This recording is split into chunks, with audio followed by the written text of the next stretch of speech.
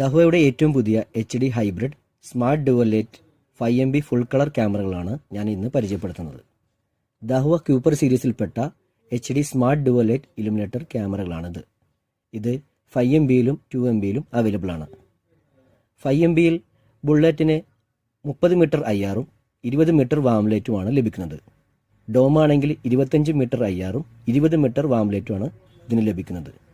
ഇതിൻ്റെ പ്രത്യേകതകൾ ഐ സീരീസിൽപ്പെട്ട XVRകൾ വെച്ച് കോൺഫിഗർ ചെയ്യുമ്പോൾ ഇതിൽ ഹ്യൂമൻ ആൻഡ് വെഹിക്കിൾ ഡിറ്റക്റ്റ് ചെയ്താൽ തനിയെ കളർ വ്യൂയിലോട്ട് മാറുകയും അത് കഴിഞ്ഞ് നോർമൽ IRൽ പ്രവർത്തിക്കുകയും ചെയ്യുന്നു.